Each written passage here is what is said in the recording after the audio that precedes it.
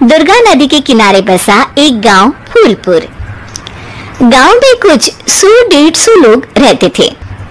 अंजलि, जो कि पास ही के जिले में रहती थी और 12वीं पास कर चुकी थी, उसके पिताजी ने बेटी को जल्दी विदा करने के लिए उसकी शादी फूलपुर गांव के मुकेश से करवा दी थी। मुकेश कभी स्कूल नहीं गया था और इस कारण वो पढ़ा लिखा नहीं था और बाकी गांव वालों की हालत भी मुकेश जैसी ही थी। मुकेश के घर में उसके माता पिता भी रहते थे। सासू माँ, मैं बाहर मंदिर तक जा रही हूँ, आधे घंटे में आ जाऊंगी। अरे अभी कहीं जाने की जरूरत नहीं है, चुपचाप जाके रसोई में रात के खाने की तैयारी करो। और ये घूंघट क्यों हटा लिया है तुमने? क्या पता नहीं कि इस गांव में औरतें बिना घूंघट के नहीं रहती। रात में अंजलि छत पर जाकर अपनी मम्मी से बात कर रही होती है। तभी गांव की 3-4 औरतें उसे देख लेती है और दरवाजे पर आकर उसकी सास से शिकायत करने लगती है। और क्या हुआ? अरे छत पे तो देखो, आपकी बहू मटक मटक के किसी से फोन पर बात कर रही है। दिन भर फोन पे लगी रहती है। अरे कल तो मंदिर के पास वो क्या कहते हैं, सेल्फी ला रही थी। शहर की बहू रखना अच्छा शान की बात है, पर देखना इसके लक्षण से ये तो तुम्हारे परिवार को बदनाम ना कर दे।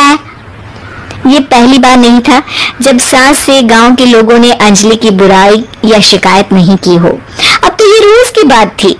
अंजलि ये सब सुन लेती है। जब वो नीचे जाती है तो मुकेश भी वहां आ जाता है। सास कहती है, बेटा, लोग घर आकर शिकायत करने लगे हैं बहू के कामों की, देख लो। पति हो, संयम से रखो इसे। माँ जी, मैं तो अपनी माँ से बात कर रही थी क्योंकि यहाँ कोई बात करने लायक ही नहीं है और अब मैं माँ के पास ही रहूंगी। वहाँ क्या रहना, वहाँ बाहर के लोग तो ठीक है पर घर के लोग भी इज्जत ना दे सके। अरे नहीं नहीं अंजलि, ऐसा नहीं है, धीरे धीरे सब ठीक हो जाएगा, तुम फिक्र ना करो। अरे बस कुछ बोलना ही नहीं है, सर पे चढ़ा रखा है बहू को। सास मुकेश की नरम बात सुन के वहाँ से मुंह चढ़ाकर चली जाती है।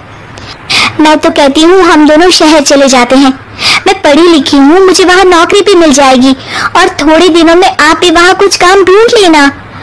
अरे नहीं नहीं अंजलि, हम यहाँ ना गांव का खेत, माँ पिताजी को छोड़कर शहर नहीं जा सकते। माँ पिताजी को कैसा लगेगा और गांव वाले क्या सोचेंगे? ये कहकर मुकेश सोने चला जाता है और अंजलि की गांव वालों द्वारा बुराई का सिलसिला बहुत दिनों तक चलता ही रहता है। लेकिन अंजलि गुस्सा ना दिखाते हुए समझदारी से काम लेती है। बारिश का मौसम चालू हो जाता है। जोरदार बारिश से पूरे गांव में हाहाकार मच जाता है। दुर्गा नदी में बाढ़ आ जाती है और बाढ़ का पानी पूरे गांव की फसल तबाह कर देता है। फसल की ये हालत देखकर गांव वाले निराश हो जाते हैं और बात तो यहाँ तक पहुँच जाती है कि कुछ लोग तो अंजलि को इस सब का दोषी ठहरा देते हैं। अरे पूरी फसल तबाह हो गई, पता नहीं किसकी नजर लग गई है। अरे जब से चौधरी परिवार में ये शहर की बहू आई है ना, तब से ही गांव की शांति चली गई है। इसका कर्म कांड से माँ दुर्गा नदी भी खुश नहीं है। ये सब सुनकर बेचारी अंजलि रोते हुए अपने घर चली जाती है। कुछ दिन बाद सभी गांव वाले अपने फसल का मुआवजा लेकर अपने अपने घर आते हैं। मुकेश भी 1500 लेकर आता है।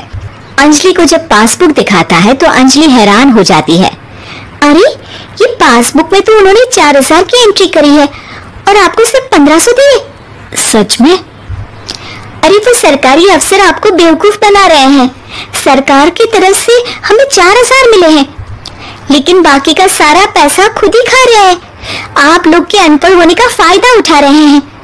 ये सब सुनकर मुकेश परेशान हो जाता है लेकिन अंजलि उसे हिम्मत से काम लेने को कहती है और सुबह होते ही मुकेश को पंचायत कार्यालय ले जाती है और साथ में गांव के और लोगों को भी। आप सरकारी बाबू क्या गांव के लोगों को बेवकूफ समझते हैं? आपको क्या लगता है ये पढ़े लिखे नहीं है तो आप कुछ भी मनमानी करेंगे? ये बेचारे दिन रात इतनी मेहनत करते हैं, ये हमारे अन्नदाता है और आप इनके साथ ऐसा धोखा करते हैं। अरे क्या बके जा रही है ये लड़की, किस धोखे की बात कर रही है? अपने कांड करके नदी माँ को नाराज करके हमारा नुकसान करके इसे चैन नहीं मिला क्या? सरपंच जी, इन सरकारी बाबू ने मुझे बेवकूफ बनाया है और मेरे हिस्से के पैसे खुद चट कर गए। बस ये सुनती ही सरपंच वहां से दुम दबाकर भाग जाता है। पता चलता है कि जनपद अधिकारियों ने गांव के सरपंच के साथ मिलकर सबके साथ धोखा किया है।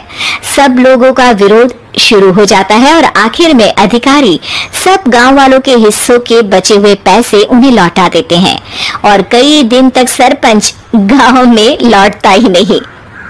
अंजलि, तुम नहीं होती तो हम गांव वालों को तो पता ही नहीं चलता कि ये हमें हर बार बेवकूफ बनाते हैं। हाँ हाँ अंजलि बेटी, हमें माफ कर दो। हम सब तुम्हें बुरा भला कहते रहे, लेकिन तुमने ही आज हमें बेवकूफ बनाने से बचाया है। हमें तुम पर गर्व है बेटी। अब समझ आया कि सरपंच तुमसे नहीं, तुम्हारे पढ़े लिखे होने से नफरत करता था। क्यों ना इस बार हम अंजलि को ही सरपंच पद के लिए चुन ले? क्या कहते हो गांव वालों? पढ़ी लिखी सरपंच। बस पूरा गांव अंजलि के लिए ताली बजाता है और अंजलि की सास उसे खुशी से गले लगा लेती है।